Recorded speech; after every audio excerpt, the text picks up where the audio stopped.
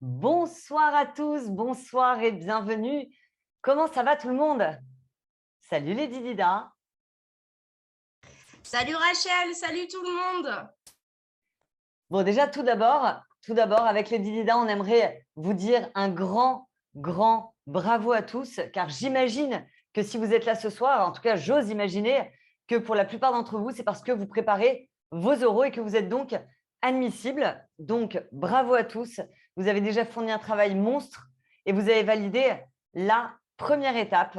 Alors, évidemment, reste à passer l'épreuve des poteaux et votre rêve est à portée de main. Je précise pour ceux qui n'ont pas l'habitude de prendre des cours avec moi que je suis une grande fan de koh. Donc, j'adore faire des petites références à cette émission, d'où l'épreuve des poteaux. On tenait à vous réunir ce soir une dernière fois, en tout cas en grand comité comme ça, pour vous donner quelques conseils concernant les oraux. Alors, certains vont peut-être vous paraître très basiques, voire même très naturels, mais il nous semblait bon avec les Didida de vous les rappeler une dernière fois. Alors, en parlant de Lady Dida, pour la majorité d'entre vous, je ne vous la présente plus, tant vous avez bu ses paroles au cours de ces dernières semaines. Elle est notre experte en didactique et plus généralement pour les oraux du CRPE. Professeur des écoles, tu m'arrêtes si je me trompe, hein, Lady Dida, hein. Professeur des écoles de métier, tout comme vous, très bientôt, je croise les doigts, et formatrice du premier degré. C'est d'ailleurs pour ça qu'elle est sous cet avatar. Elle va pouvoir vous donner tous ces précieux conseils concernant l'épreuve de leçon et l'épreuve d'entretien. N'hésitez pas à prendre des notes car je suis sûre que vous allez apprendre plein de choses ce soir. Pour ma part, je n'ai jamais passé le CRPE. Donc, je ne m'aventurerai pas dans des conseils concernant les épreuves en elles-mêmes, ni même le contenu requis. Notre Lady Dida va, comme je vous le disais, tout vous dire dans quelques minutes. En revanche, j'ai moi-même passé pas mal d'oraux, pas mal d'entretiens dans ma vie et j'avais envie de vous donner aussi quelques conseils un peu plus généraux, mais je me suis dit que ça pourrait peut-être en aider certains. Alors, pour mes conseils à moi, c'est-à-dire ceux qui sont vraiment du domaine des oraux de manière générale, pour moi, j'ai vu quelques points essentiels. Tout d'abord, quelle tenue porter le jour J? Quelle tenue vestimentaire? Je suis sûre que vous êtes nombreux à vous poser cette question et vous avez parfaitement raison. Car n'oubliez pas que la première impression compte énormément. Je ne vais rien vous apprendre. Votre apparence vestimentaire doit être soignée et vous devez porter des vêtements dans lesquels vous vous sentez à l'aise.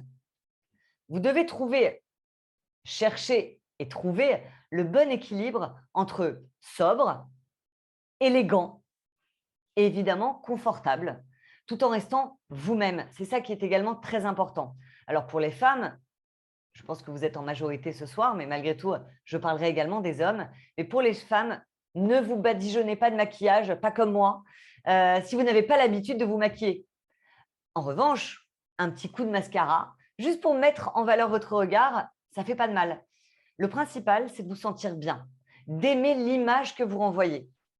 Alors moi, je vous dis franchement, hein, en vous apprêtant, votre jury verra, selon moi, une marque de respect et de politesse.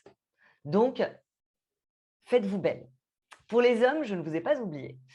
Osez la chemise à condition d'être à l'aise dedans. Et puis évidemment, pantalon non troué si possible. Pour les femmes, je reviens sur la tenue. On a plus de possibilités, on a un peu plus de chance à ce niveau-là. Encore une fois, restez vous-même. Ne vous déguisez pas en tailleur coincé, pantalon à pince et chemise cintrée si vous n'êtes pas à l'aise. Cela risque de se ressentir sur votre visage, dans votre allure. Optez pour du simple, du classique, mais n'hésitez pas non plus à mettre un peu de couleur. Souvent, j'entends des élèves dire je me mets tout en noir. Non, pas obligatoire. Alors nous, ce soir, on s'est mis en noir pour la soirée, mais n'hésitez pas à oser un petit peu de couleur. Alors, je ne parle pas du haut jaune fluo acheté sur la plage de Thaïlande, hein, comme par hasard. On revient à koh. Un petit haut fleuri, un débardeur couleur pastel, ça ne vous pénalisera pas, bien au contraire, surtout quand on passe un oral au mois de mai. Alors, évidemment, je pense que cela va sans dire, mais je le dis quand même, on évite les décolletés trop plongeants, le rouge à lèvres rouge vif, comme moi ce soir, on va éviter. Les tatouages trop visibles, essayez de, voilà, si vous avez un tatouage, il n'y a pas de problème, mais si par exemple votre tatouage est là, mettez un t-shirt un peu plus long. Les cheveux, on évite les cheveux en pétard, n'hésitez pas à vous les attacher ou en tout cas les soigner. faut que ce soit agréable, d'accord? Et évidemment, on évite aussi la chemise déboutonnée. Je reparle aux messieurs là, hein. Le mot d'ordre, selon moi, c'est soyez distingués sans trop vous distinguer. Faites-vous confiance. Choisissez le bon équilibre. Le jury évaluera votre capacité à vous projeter dans la peau d'un professeur des écoles. Il faudra donc faire très attention à votre posture afin de montrer que vous êtes déjà presque prêt pour le poste. Alors, Ilona me dit, est-ce que les jeans sont déconseillés pour les filles? Non, il n'y a aucun problème avec un jean tant qu'il n'est pas troué, tant qu'il ne fait pas trop détente. D'accord? Si tu as un beau jean bien taillé, alors Marine me dit moyen. Voilà, un jean brut, mais qui fait sérieux. Vous voyez, je suis sûre que vous comprenez ce que je veux dire. Propre. Audrey qui dit les piercings. Moi, personnellement, j'aurais évité les piercings sur le visage. Je les aurais retirés le jour J. Voilà, personnellement.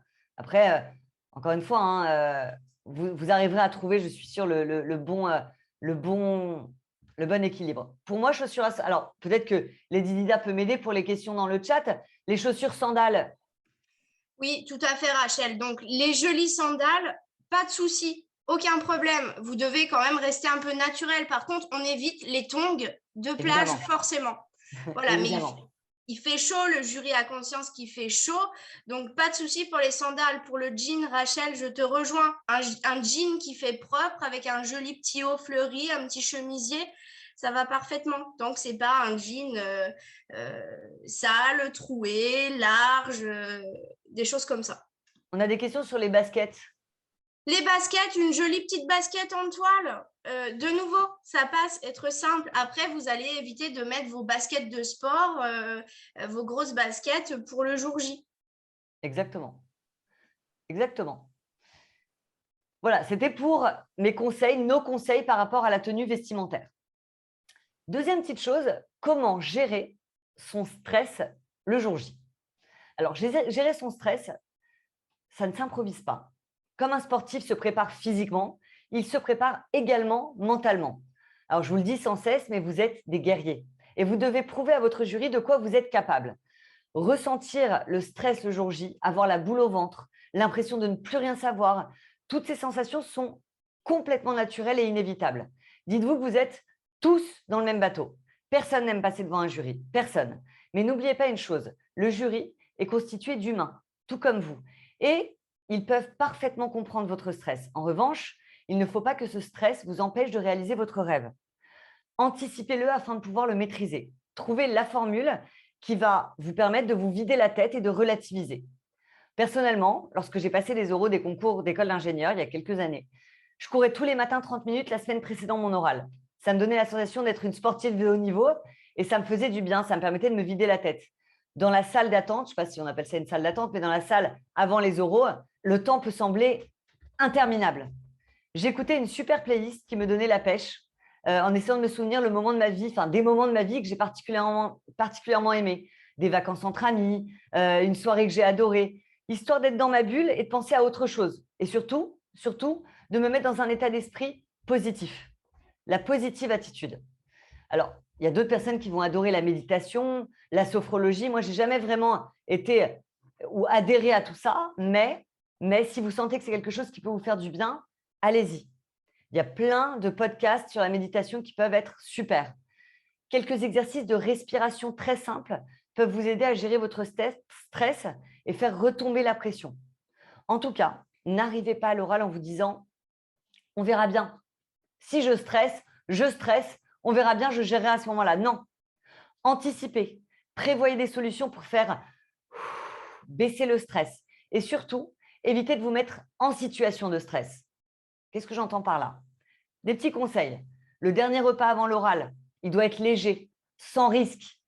N'allez pas vous engloutir un plateau de fruits de mer qui pourrait vous rendre malade. N'allez pas vous manger une énorme entrecôte de frites qui pourrait vous endormir. Arrivez également bien avant l'heure de la convocation, en prévoyant les éventuels bouchons sur la route, les aléas des transports. Évidemment, préparez bien votre sac avec tous les papiers nécessaires, la pièce d'identité, la convocation. On évite tous ces stress-là juste avant l'oral. Pour les choses essentielles à avoir sur vous, pensez à prendre des boules caisses, si ça vous aide à vous mettre dans votre bulle pendant la préparation. Une montre pour ne pas vous laisser déborder? Alors normalement, peut-être les Didida, tu le sais, mais il y aura sûrement une horloge dans la salle de préparation. Alors malheureusement, vous n'aurez pas toujours d'horloge en fonction des salles. Donc pensez bien à prendre une montre qui ne soit pas une montre connectée pour pouvoir vous assurer de l'heure. Et je rajouterai, je ferai une petite parenthèse, un chronomètre aussi pour chronométrer votre prestation orale, pour savoir où vous en êtes et vous réajuster dans le timing. Super. Je avais même pas pensé. Je rajouterai aussi des surligneurs parce que vous avez le droit d'annoter votre sujet et donc du coup, ça peut également vous aider à faire ressortir les points essentiels. Prévoyez également une bouteille d'eau pour ne pas avoir à chercher une bouteille d'eau au dernier moment, arriver devant la salle ou quoi. Une bouteille d'eau et peut-être un petit truc sucré pour vous donner un petit coup de boost juste avant l'entrée en scène. Et enfin, dernier petit conseil, pensez à aller aux toilettes avant de plancher. Peut-être que juste avant, vous n'allez pas spécialement vous en rendre compte, mais forcez-vous à aller faire pipi juste avant vos 2 heures de préparation. Ça évitera de perdre du temps pendant la préparation. Un autre petit point que je voulais aborder avec vous, c'est comment se présenter lors des premières minutes dans la salle. Alors, vous devez avant tout adopter un langage corporel qui inspire confiance. Au moment où votre nom est cité et que l'on vous invite à entrer dans la salle, même si vous mourrez de trouille, vous avez envie de vous faire pipi dessus, votre attitude doit montrer que vous avez confiance en vous. Imaginez que vous êtes un acteur de film et que vous devez prendre un rôle. Marchez droit, le buste et la tête bien relevés, les épaules en arrière, le sourire sur les lèvres, même si vous avez envie de pleurer. La première impression, on a déjà parlé avec la tenue, mais la première impression également corporelle est extrêmement importante. Et c'est parfois même inconsciemment, de la part de votre jury, c'est vraiment inconscient de sa part, mais votre tenue, votre posture, votre attitude et votre regard ont une importance primordiale. Dernier petit point, avant de laisser la place à la bosse de l'oral, les Didida, quelle qualité vous devez mettre en avant devant le jury? Alors, vous devez prouver à votre jury que vous êtes fait pour ce métier, que vous allez être un bon PE. Vous devez trouver le bon équilibre entre sûr de soi, mais pas non plus arrogant, décontracté, mais pas je m'en foutiste, classique, mais pas trop timide, pas trop passe-partout non plus, évidemment souriant, mais pas non plus mort de rire. Bref, tout ça est un jeu d'équilibre. N'hésitez pas également à vous entraîner à la maison face au miroir. Tout ce petit jeu d'équilibre doit être travaillé en amont. N'hésitez pas à marquer des temps de pause, à structurer vos réponses. Prenez le temps de construire vos phrases plutôt que de vous précipiter de peur de laisser des blancs. Très important ça également. Soyez à l'écoute de votre jury. Analysez ce qu'il a à vous dire et surtout ne lui coupez jamais la parole. N'oubliez pas que vous avez le droit de ne pas savoir. Vous avez le droit de dire « je ne sais pas ». Ça n'est pas rédhibitoire. Il prouve que vous êtes capable d'admettre que parfois, vous ne savez pas. En revanche, évitez évidemment de dire « je ne sais pas » à chaque question. Ça, le je ne sais pas, c'est un peu comme un joker à utiliser, mais évidemment avec parcimonie. Un autre petit conseil, essayez d'utiliser un vocabulaire correct et sans faute. C'est pour ça que je vous dis de prendre votre temps. Mais inutile de faire des phrases trop soutenues avec un vocabulaire que vous ne maîtrisez pas parfaitement. Soyez naturel. Voilà.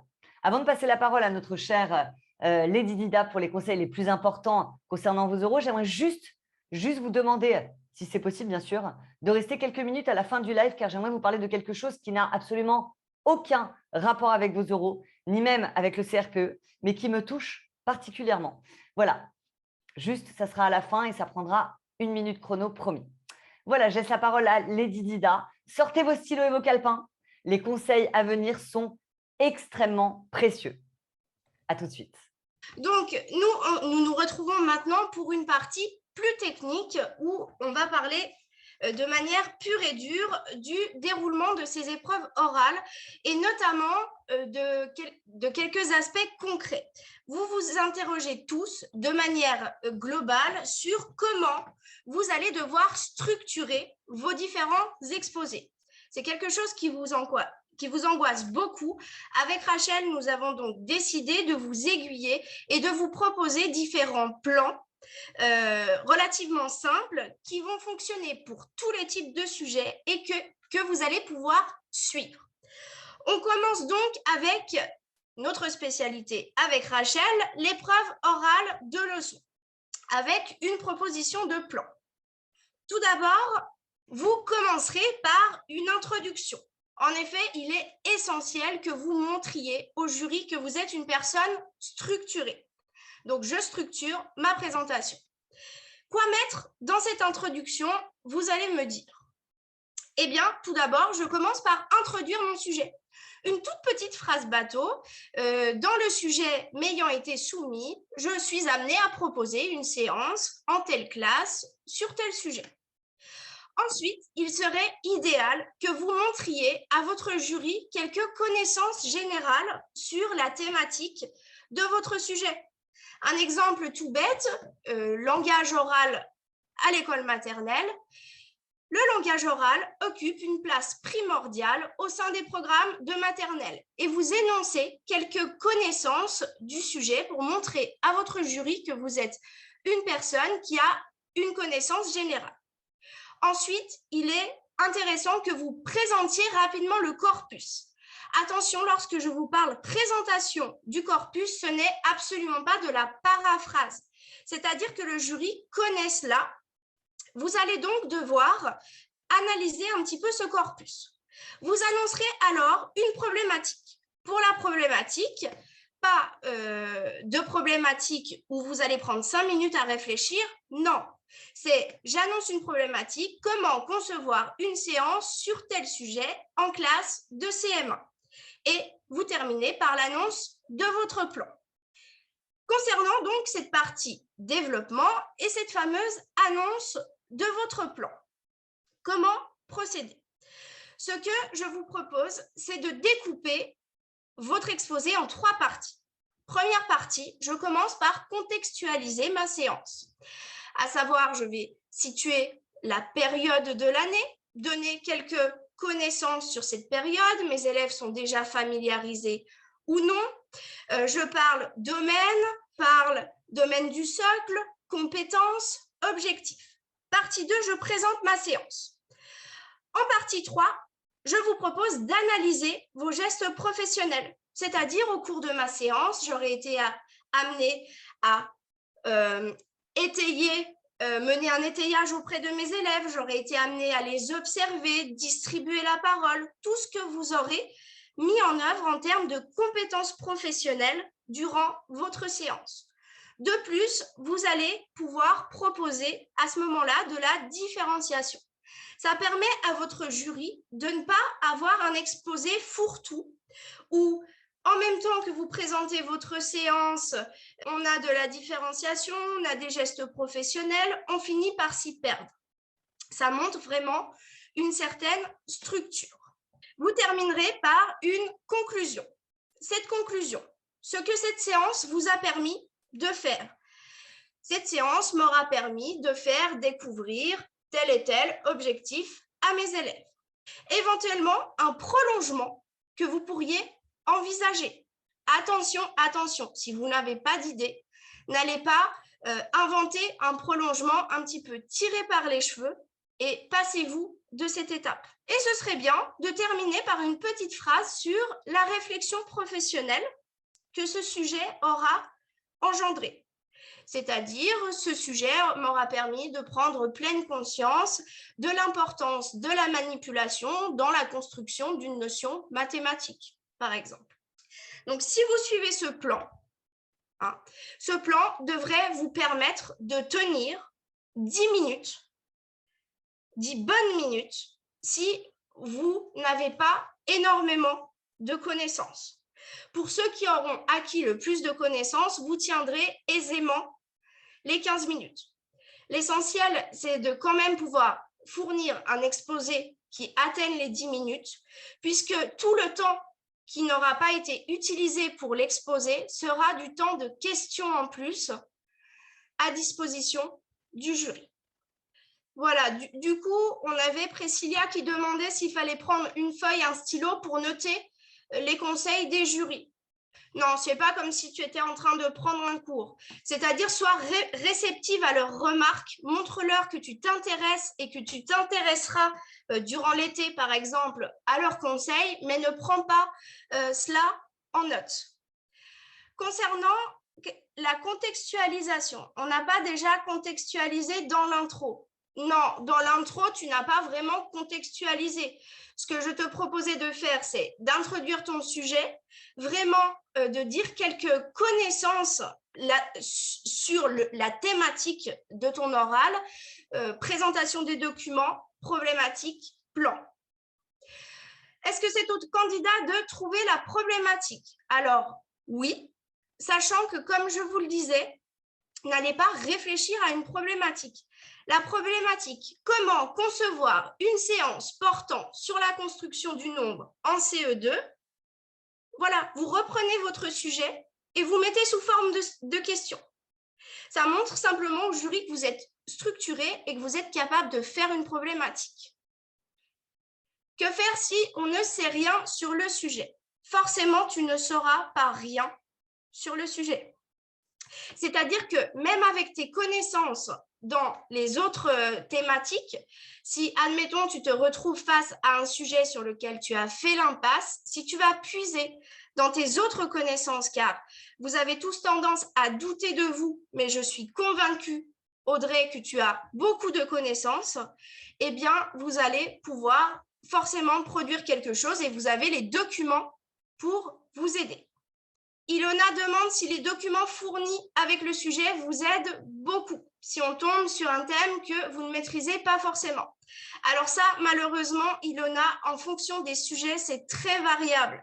C'est-à-dire que vous allez avoir certains sujets où vous avez un extrait de manuel, par exemple, ou carrément une activité qui est proposée et où, du coup, tu vas être passablement guidé, et vous avez d'autres sujets où vous avez des instructions officielles, des textes scientifiques où tu vas être moins guidé. Malheureusement, je ne peux pas te prédire sur quoi tu tomberas. Est-ce que tu dois faire référence à tes expériences professionnelles pour illustrer tes propos? J'ai envie de dire que la présentation, c'est vraiment « je suis enseignante, en classe, je mettrai ça en place ». Tu peux te permettre une petite ouverture sur tes expériences en guise de conclusion. Je trouverais ça même très judicieux. Comment présenter le corpus? Comme je l'ai expliqué, une petite analyse. Est-ce que dans les sujets, il y aura les programmes? Dans certains, oui. Dans d'autres, non. Les instructions sont très floues là-dessus. Ils vous disent quand cela est jugé nécessaire. Pour l'instant, elles sont toujours tombées, mais vous n'êtes pas à l'abri de ne pas les avoir. On va vous répondre à vos questions s'il nous reste du temps à la fin, mais on va surtout avancer pour que vous ayez vraiment toutes les notions importantes déjà. Voilà. Passons maintenant à l'épreuve orale d'entretien, à savoir la première partie sur l'EPS, avec une proposition de plan pour vous sortir des situations compliquées en cas de panique et qui fonctionne avec tout. Pour l'introduction, vous commencerez, si possible, par faire un lien avec l'éducation à la santé. C'est un attendu de cette épreuve. Ensuite, vous présenterez votre sujet en vous positionnant comme enseignant. Dans le sujet qui m'est proposé de traiter, je suis enseignante en classe de CM1. Vous direz quelques mots sur l'APSA concerné si vous avez des connaissances. Vous annoncerez une problématique construite exactement de la même manière que pour l'épreuve de leçon. C'est-à-dire, on n'invente pas, on reprend son sujet et on le met sous forme de questions. Puis, vous annoncerez votre plan. Vous voyez, on est construit exactement, plus ou moins, la même chose. Concernant le développement, le plan que je vous propose pour vous sortir des situations difficiles. Vous allez faire une première partie qui va parler des problématiques rencontrées et des causes. J'observe en évaluation diagnostique que mes élèves ont des difficultés et se tiennent à la verticale en natation.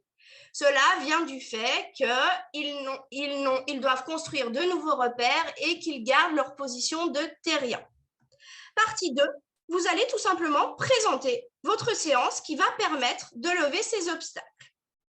Conclusion. Pour conclure, conclure, vous synthétisez ce que cette séance vous a permis de faire avec vos élèves, à savoir résoudre la problématique qui était rencontrée par ces derniers. Vous faites un lien avec les domaines du socle si vous avez la possibilité. Et enfin, vous parlez d'un éventuel prolongement de ce que vous envisagez pour la suite. Voilà, donc vous constatez que pour le PS, on est construit un petit peu de la même manière. On passe maintenant à une partie essentielle, c'est-à-dire la seconde partie de l'épreuve orale d'entretien, vos 5 minutes de présentation. Et là, donc, c'est un grand débat. Au final, pour cette partie, plan ou pas plan, vous aurez certaines personnes qui vont vous déconseiller de faire un plan. Pourquoi? Eh bien, parce que 5 minutes, c'est très court et vous devez faire passer un maximum d'informations à votre jury. Donc, proposer un plan, c'est perdre du temps en annonce de problématiques, de plans, de transitions. Mais en même temps, on peut se dire que le plan montre quand même une certaine structure. Oui, mais cette partie de l'épreuve, c'est la seule que vous pouvez préparer en amont et que vous devez préparer en amont. C'est-à-dire que sur ces 5 minutes d'exposé, c'est le moment où vous devez être préparé et où vous ne laissez pas de place à l'inconnu. Vous êtes maître du jeu et vous vous êtes préparé. Certains vous diront, oui, il faut faire un plan. Du coup, si vous vous sentez plus à l'aise avec un plan, comment procéder? Vous devrez donc commencer par une introduction où vous vous présenterez rapidement, annoncerez une problématique, par exemple, qu'est-ce qui m'a amené à me présenter ce jour en tant que futur enseignant? Et vous annoncerez votre plan. Dans une première partie, vous allez pouvoir présenter les éléments de votre parcours qui vous ont mené vers l'enseignement. En seconde partie, vous énoncerez vos motivations. Et pour conclure, on fait un bref condensé de tout cela. On reprend ces motivations, on les met en lien avec ses expériences pour justifier sa volonté d'être recruté. Attention, j'insiste, pour cette partie présentation, il ne s'agit pas de réciter votre parcours au jury. Votre jury a votre fiche de présentation. Mais c'est vraiment faire ressortir les éléments essentiels de votre parcours qui vont permettre au jury de comprendre pourquoi vous voulez être enseignant et pourquoi vous avez les capacités de l'être. Voilà, Rachel, pour ces histoires de plans qui, du coup, fonctionnent dans n'importe quelle situation. Super. Bah, c'est le moment, du coup, on va pouvoir commencer à répondre à toutes vos questions dans le QR. Donc, et on a donc une question, bah, voilà, je te laisse répondre aux questions de Marie qui demande qu'est-ce qu'il y a dans le plan. Dans quel plan, Marie? Ouais, Marie, est-ce que tu peux détailler un peu ta question? Galaxy qui dit, on dit texte 1. Le document 1, le document 2, le corpus qui m'a été proposé. Patricia te demande, que conseillez-vous d'apprendre par cœur? Alors moi, vous commencez à le savoir, je ne suis pas une fan de l'appris par cœur. C'est-à-dire forcément, il est essentiel que vous ayez retenu où on doit mener l'élève à chaque cycle. Pas par cœur, mais avoir vraiment une idée très générale. Après, vous avez des notions qui vont être incontournables, comme par exemple la construction du nombre en maternelle. Quand apprend-on les techniques opératoires au cycle 2? Tous des grands thèmes essentiels. Après, si vous pouvez apprendre les attendus de fin de cycle par cœur, faites-le. Mais ce n'est pas là tout l'intérêt. Alors, on a une question de Alice qui dit, pour la partie 3 de développement, pour justifier les gestes pro, ça nous demande de revenir en arrière pour dire à quel moment le PE fait telle chose. J'ai l'impression que ça nous fait faire des allers-retours. J'aurais tendance à dire que pour chaque moment, chaque étape, je dirais le matériel, la différenciation et les gestes pro. Tu peux tout à fait faire ça. Pour l'avoir testé durant des heures au blanc avec les élèves, le jury retient moins bien. Ça fait plus brouillon. Les élèves ne faisaient pas des allers-retours, comme tu dis, puisqu'il s'agissait d'un paragraphe. Donc, durant la phase de recherche, j'aurais été amenée à mener des observations qui m'auront servi d'évaluation formative. Je note les progrès de mes élèves de manière à garder trace de leurs apprentissages. Tu vois, tu me racontes la petite histoire de tes gestes professionnels sans faire forcément de lien. On a Séverine qui demande: ce qui fait peur, c'est de devoir prévoir une séance en ayant des idées motivantes pour les élèves, sans trop savoir ce qui se fait ou pas, cycle 2 ou cycle 3. Alors ça, c'est évident qu'il faut que tu aies une connaissance de ce qui se fait au cycle 2 et de ce qui se fait au cycle 3. C'est essentiel pour ne pas proposer une séance, en effet, qui soit hors sujet. Ça, du coup, Séverine, pour le coup, je t'invite vraiment à avoir une idée quand même de ce qui se fait dans chacun des cycles. Sarah qui dit: parmi les documents fournis, il y aura forcément les compétences des programmes? Non, pas forcément. Donc, les instructions sont très claires. Ils vous disent que vous aurez ou non ces instructions officielles, les attendus de fin de cycle et les compétences en fonction en gros, de ce qu'ils auront décidé. Donc, pour l'instant, on touche du bois, les attendus de fin de cycle tombent, mais ils ne sont pas obligés de les mettre tout le temps. Pauline qui demande: est-ce que cela porterait préjudice si on s'appuie trop sur les exemples d'activités, on se les approprie au lieu d'en inventer de nouvelles, par exemple? Pas du tout. C'est-à-dire que, très clairement, on ne recherche pas l'originalité ce jour-là. Il faut vraiment que vous proposiez des activités qui fonctionnent. Donc, pour ceux qui seraient un petit peu en retard, n'hésitez pas à aller sur EduSchool, voir ce qui serait proposé pour proposer des activités qui ont tendance à toujours revenir. Pas d'originalité le jour J. Pauline qui dit: pouvons-nous avoir une copie de notre présentation sous les yeux? On y va sans rien. On y va sans rien. Non, normalement, vous n'avez aucun document à disposition, pas même pour votre présentation. Sauf, bien sûr, pour l'épreuve orale de leçon et la partie EPS, vous aurez accès aux notes que vous aurez prises durant le temps de préparation. Stéphanie qui demande: faut-il, avant le premier exposé, après avoir donné sa carte d'identité et commencé l'entretien d'EPS, dire « Bonjour, je me présente ». Alors, en général, lorsqu'on viendra te chercher, on va t'appeler par ton nom et ton prénom. Et on va vérifier ta carte d'identité. À ce moment-là, tu vas saluer le jury. Ça fait donc redondant et pas très naturel, personnellement, je trouve, de recommencer en disant « Bonjour, je m'appelle », alors qu'on vient de se saluer et que le jury vient de décliner ton identité. On a une question qui demande si c'est du cycle 1 au cycle 3 les oraux, n'est-ce pas? Oui, c'est bien ça. Patricia, en 30 minutes, comment faire pour tout noter et surtout rien oublier? Alors, tu ne pourras pas tout noter. C'est pour ça que ce soir, nous vous avons proposé des plans. Ces plans, il faut absolument vous les approprier et rédiger vos notes sous forme de tirets. Les grandes idées très structurées, vous pouvez mettre de la couleur surlignée pour que ce soit très visuel pour vous. Par contre, je vous invite à rédiger au moins, si possible, votre introduction. Ou alors apprendre d'ici là une trame type d'introduction où vous venez juste changer en fonction de la thématique le jour J. L'introduction, c'est la première impression donnée au jury. La conclusion, c'est la dernière. Donc, si on peut rédiger, on essaye de rédiger l'intro et la conclusion, mais pas la partie centrale. En EPS, Anaïs demande si on doit présenter brièvement la séquence dans laquelle s'intègre la séance. Alors, si tu peux le faire, c'est très bien. Si tu as un doute quelconque et que tu n'es pas très sûr, évite de le faire. Si le jury vient te questionner dessus, eh bien là, à ce moment-là, tu devras répondre. Donc, je t'invite vraiment durant ton temps de préparation à t'être imaginé la séquence. Mais si tu n'es pas sûr, tu ne la présentes pas. Par contre, si tu es bien dans tes baskets, c'est un plus. N'hésite pas à inscrire ta séance dans une séquence. Hélène qui dit: j'ai du mal à retenir les programmes, même sans le par cœur. Il faut que tu essayes, Hélène, de te raconter une petite histoire. C'est essentiel.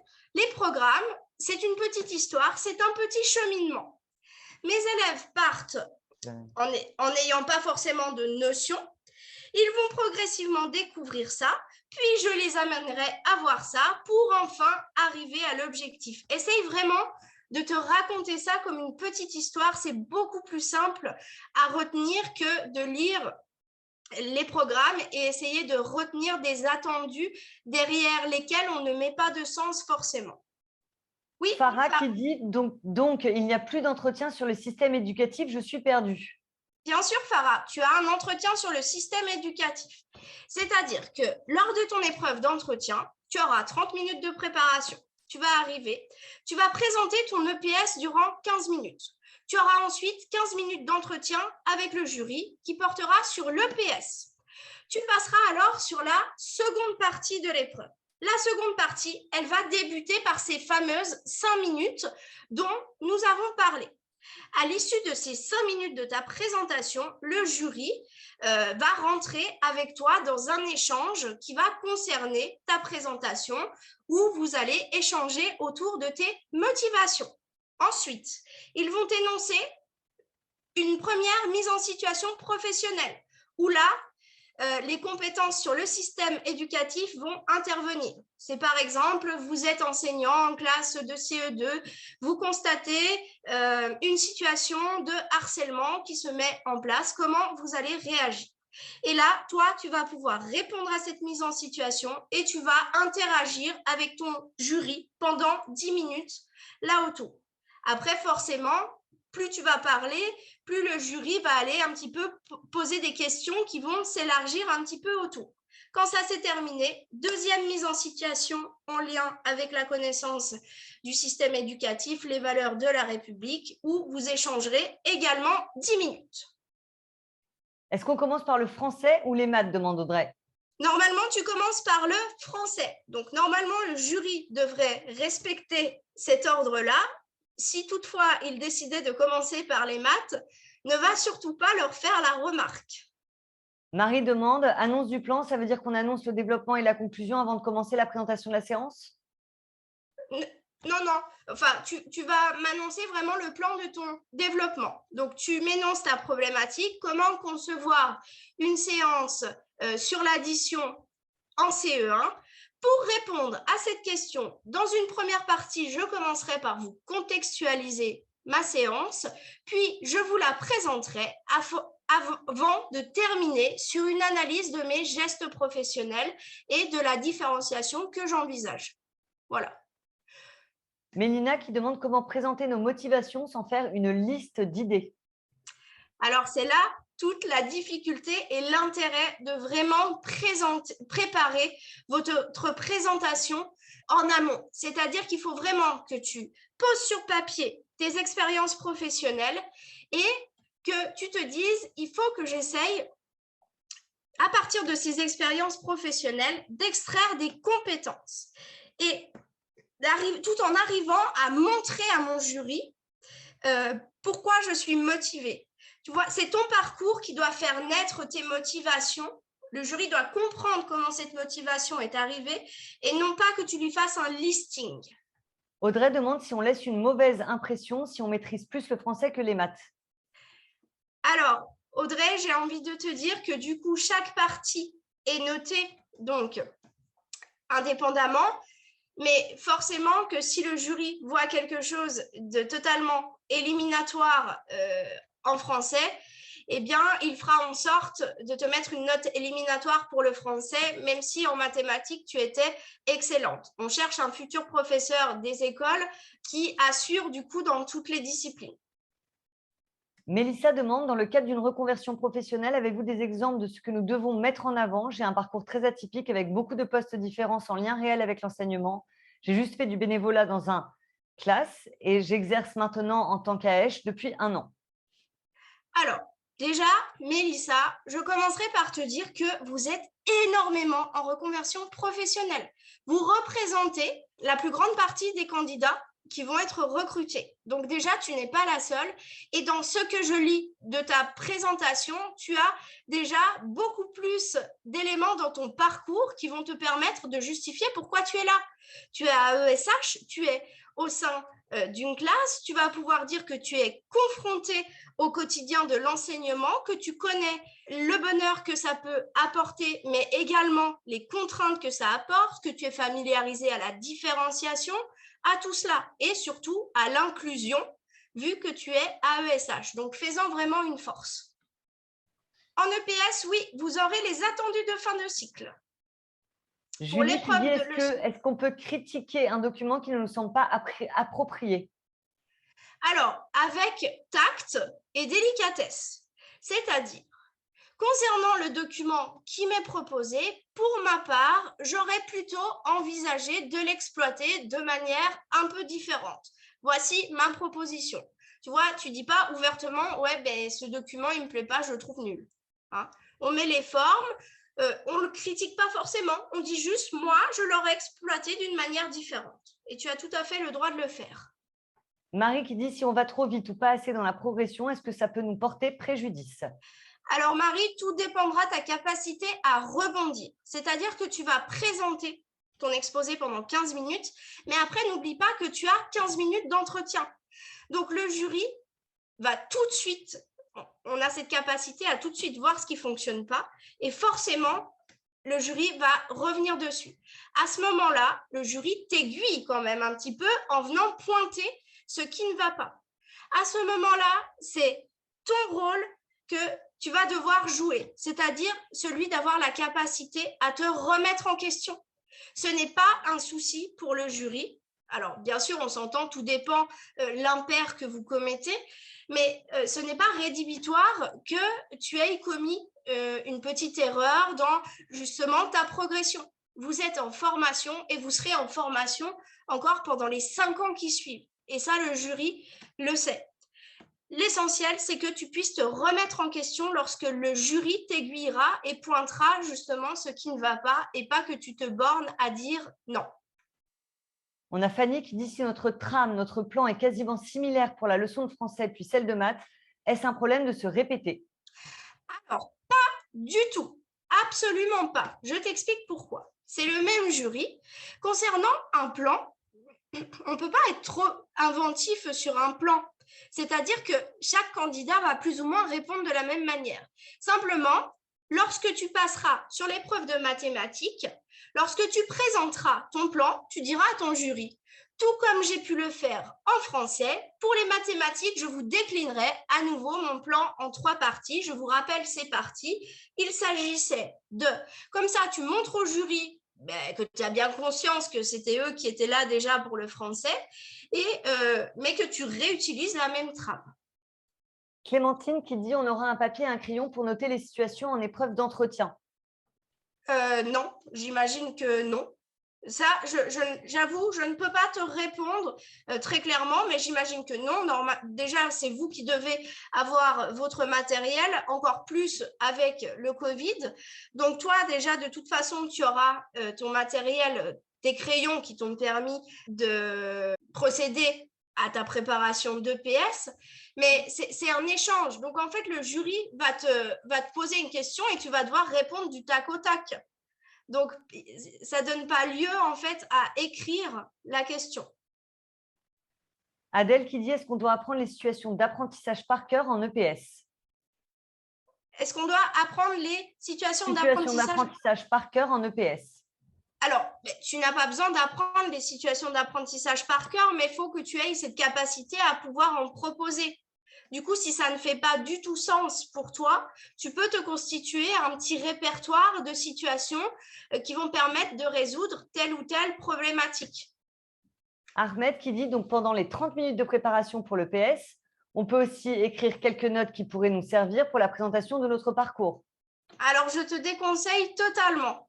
Pourquoi? Parce que ces 30 minutes, elles sont vraiment vouées à ta préparation d'EPS. Certains jurys pourraient mal prendre la chose en se disant il est arrivé et il a vite noté ses idées de présentation.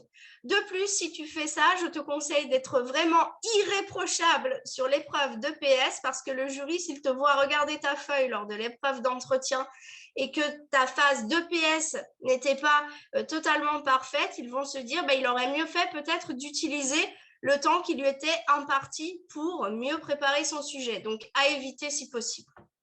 Marie qui dit combien de temps entre la préparation et le passage à l'oral? Alors, normalement, vous arrivez, vous êtes donc appelé par les surveillants, vous êtes amené par groupe dans une salle pour préparer votre sujet. C'est-à-dire que vous êtes plusieurs à avoir le même sujet. Vous arrivez dans la salle, l'enveloppe est décachetée, vous allez, pendant le temps imparti, préparer votre sujet. Ensuite, tout de suite, on viendra vous chercher et vous amener à vos différentes commissions. C'est-à-dire que quand vous avez fini votre préparation, le temps d'aller vous dispatcher dans vos commissions et tu passes tout de suite à l'oral. Sarah qui dit à l'INSPE, on m'a dit que saluer en disant bonjour à tous, c'était trop familier. On m'a conseillé de dire bonjour madame, bonjour monsieur. Est-ce que c'est vraiment utile? Je trouve ça trop guindé. Oui, bonjour madame, bonjour monsieur. Quand on rentre dans la salle, on ne dit pas bonjour à tous. Je rejoins l'INSPE. Est-ce que les sujets sont tirés au sort?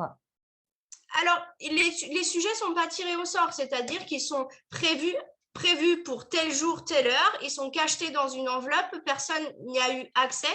Ils ont été répartis de manière aléatoire au préalable, mais tu ne tires pas au sort sur place puisque vous avez tous le même sujet sur lequel vous composez durant votre temps de préparation. Hélène, par contre, on fait comment si on ne sait pas faire sans lire devant le jury? Alors déjà, Hélène, tu n'auras pas le temps de rédiger pendant ton heure de préparation. Donc forcément, tu ne vas pas pouvoir lire puisque si tu tentes de tout rédiger lors de ton heure de préparation, ça ne va pas être possible. Après, du coup, je t'invite vraiment à user et abuser encore plus de tirets, de couleurs et rédiger le moins possible si tu ne peux pas t'empêcher justement de lire. Kim qui nous demande si vous allez donner un plan type pour la partie mise en situation professionnelle. Alors, pas de plan type, Kim, on est vraiment dans l'échange pour cette partie. C'est-à-dire que tu vas répondre comme ça dans le feu de l'action. Aude qui demande si on doit exposer le corpus de documents en priorité ou peut-on intégrer chaque document par partie? Alors, personnellement, je trouve que ça fait beaucoup plus brouillon quand on l'intègre partout. Comme je disais à mes élèves, il faut bien que vous pensiez à votre jury. C'est-à-dire que votre jury écoute ce que vous êtes en train de dire. Essaye de suivre et comprendre ce que vous voulez lui exposer. En même temps, le jury prend des notes de ce que vous êtes en train de dire pour ne pas oublier parce qu'il doit vous évaluer. Et en même temps, il imagine déjà les questions qu'il va devoir vous poser. Donc, plus c'est structuré, plus c'est clair. Intégrer un petit peu partout chaque chose, un petit peu de différenciation là, un peu de gestes professionnels, un peu de documents. Eh bien, au final, je trouve qu'il y a plus de risques que le jury passe à côté d'informations très pertinentes de votre exposé. On a une question qui dit si on n'est pas sûr de la période de la séance, peut-on dire ce qui a été vu dans la classe précédente? Alors, ce qui te semble nécessaire à ta séance en cours. C'est-à-dire, tu vas me parler des prérequis, mais tu ne vas pas me faire un petit historique de ce qui a été vu dans la classe précédente, que des choses qui sont nécessaires à ta séance. Est-ce qu'on garde le même jury pour toutes les épreuves? Non, pas du tout. Doit-on aussi anticiper les erreurs possibles des élèves et donc en parler dans la partie gestes pro et différenciation? Alors, en fonction du sujet, ça peut être intéressant. Et si tu as le temps de le faire, je t'invite à le faire, pourquoi pas. On a 2 mises en situation pour la partie de CSE. Je pensais qu'on n'en avait qu'une, nous dit Non, Ali. non, vous en avez deux. Une qui va porter plus sur la pédagogie, sur les enseignements en lien avec des thématiques de CSE, donc qui aura tendance à se passer en classe, et une qui concernera plus la vie à l'école, donc qui aura plus tendance à être générale et à tourner également autour des valeurs de la République, bien évidemment. S'ils ne disent rien, est-ce qu'on leur demande par quel sujet, français ou maths, ils aimeraient qu'on commence, demande Sylvie. Oui, tout à fait. Tu peux tout à fait leur demander. Marion, avez-vous une phrase type d'introduction pour la présentation, étant donné qu'on ne peut pas commencer par « Bonjour, je m'appelle ». Tout à fait, Marion. Tu peux commencer ta présentation par « Laissez-moi commencer par vous présenter les éléments de mon parcours qui m'ont amené à me tenir là aujourd'hui devant vous pour être recrutée comme professeur des écoles. » Voilà. Et je finis par Hélène, qui demande si, par exemple, je suis à Aige dans une école, j'aide les élèves en difficulté, j'aime voir leurs progrès qu'ils peuvent voir faire durant l'année. Je souhaite donc devenir professeur des écoles afin de faire évoluer tous ces élèves. Est-ce que ça va? Voilà, en rentrant un petit peu plus dans les détails, en disant pourquoi tu aimes voir des progrès, en rentrant plus dans les détails de ce que tu vois sur le terrain. Oui. On est tous sur tous les groupes Facebook. N'hésitez pas à poser vos questions sur les groupes. Je suis sûre que vous pouvez, entre vous, répondre à pas mal de questions. On a essayé de faire notre maximum en l'espace d'une heure pour répondre à toutes vos questions. Je pense qu'on a fait le tour, en tout cas, des choses essentielles. Et voilà. Et avant de vous quitter, c'est ce dont je voulais vous parler. J'aimerais vous parler de quelque chose qui me touche profondément. C'est un hors-sujet total, hein. Et c'est peut-être même un petit peu inapproprié, mais j'avais besoin de vous en parler. Pour ceux qui prennent des cours ou qui ont pris des cours avec moi, au moins une fois, est-ce qu'il y en a parmi vous ce soir, j'imagine? Est-ce que vous pouvez lever la main, que je me rends un petit peu compte de tous ceux qui ont l'habitude de prendre des cours avec Drôle de Maths? Ok, vous êtes assez nombreux. Pour tout cela, vous savez que je suis toujours accompagnée de Miss quand je fais des lives. Et pour ceux qui ne connaissent pas le concept, il s'agit juste d'élèves, tout comme vous, qui m'assistent sur tous mes lives, qui m'aident à gérer le flux de questions dans le QR. Vous voyez là, j'étais toute seule avec le QR, j'ai eu du mal à m'en sortir. Et bien d'habitude, j'ai des Miss qui m'aident à ça, qui motivent les troupes quand cela est nécessaire, qui donnent leur temps, leur énergie aux élèves de Drôle de Maths qui en ressentent le besoin. Et si je vous parle de ça ce soir, c'est parce que ma toute première Miss, qui s'appelle Vanessa, vient de vivre un drame que je ne souhaite à personne. Le 23 avril dernier, son conjoint est décédé dans un accident lors d'un rallye national, la laissant seule avec ses 3 garçons. Alors, ça vient un peu comme un cheveu sur la soupe, je suis désolée, mais voilà, tout comme vous, elle en a bavé pendant toute son année de préparation au CRPE et elle a enfin pu réaliser son souhait en 2021, qui était de devenir PE l'an dernier. Et je peux vous dire qu'elle a travaillé dur pour ça. Tous les soirs, tous les week-ends, elle avait enfin atteint son rêve et nageait vraiment en plein bonheur quand ce cataclysme est venu littéralement faucher toute sa famille. Et son histoire m'a brisé le cœur parce que pour ceux qui connaissent Vanessa ou qui l'ont connue l'année dernière, c'est vraiment la bonté incarnée. C'est une femme extrêmement gentille qui était toujours là pour aider les élèves, les soutenir, les conseiller. Et moi-même, elle m'a beaucoup aidée dans le début de Drôle de Maths. Alors évidemment, au-delà de la peine qu'il habite chaque jour, elle doit aujourd'hui gérer seule une multitude de problèmes qu'elle n'avait pas une seconde imaginé. Et ses meilleurs amis ont mis en place une cagnotte pour l'aider à s'en sortir et se relever. Alors, c'est difficile de ne pas se projeter et de s'imaginer dans la même situation dans ces moments-là. Je pense que toute aide est la bienvenue. Donc, si vous avez envie de filer un petit coup de pouce à cette PE, j'espère pour vous vraiment, futurs collègues, Monsieur Robot va vous mettre dans le chat le lien qui vous permettrait éventuellement de participer. Alors, vraiment, je me répète, mais il n'y a aucun petit montant. On fait en fonction de ses moyens. Et je me doute que vous avez autour de vous des personnes qui ont vécu des drames similaires. Vous avez certainement 1000 autres choses à faire ou à penser à quelques jours de vos euros, mais cette histoire peut peut-être, je ne sais pas, permettre à tous de relativiser sur les choses de la vie et ses aléas parfois tellement difficiles. Voilà, je suis vraiment désolée si j'ai un peu plombé l'ambiance, mais c'est dans ma tête depuis que j'ai appris la nouvelle et je me suis torturé le cerveau dans tous les sens en me demandant comment j'allais pouvoir l'aider. Et voilà, je me suis dit que le meilleur moyen, c'était de créer ce live et d'en parler à ma communauté. Évidemment, partager sur Facebook, mais c'est toujours délicat pour moi de le faire. Donc, du coup, je me suis dit que lors d'un live, c'était peut-être plus simple de vous expliquer la situation. Évidemment, quand j'ai demandé à Lady Dida si elle était OK pour que je puisse glisser ces quelques mots à la fin de notre live, elle a immédiatement accepté. Elle a eu le même réflexe que moi en se disant que ça pourrait nous arriver à tous, à toutes, et qu'on aimerait être soutenu, je suis émue, excusez-moi, d'une manière ou d'une autre. Je voudrais donc en profiter pour la remercier, d'ailleurs, Lady Dida, de m'accompagner depuis quelques mois dans cette magnifique aventure. Et je profite également de ce live pour lui dire que je suis très, très fière de travailler aux côtés d'une femme avec un si grand cœur.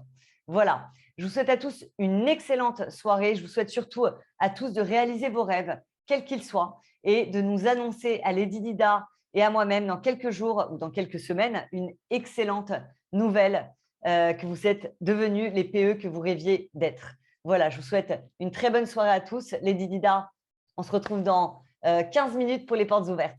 Avec grand plaisir. Bonne soirée à tous. Bye bye tout le monde.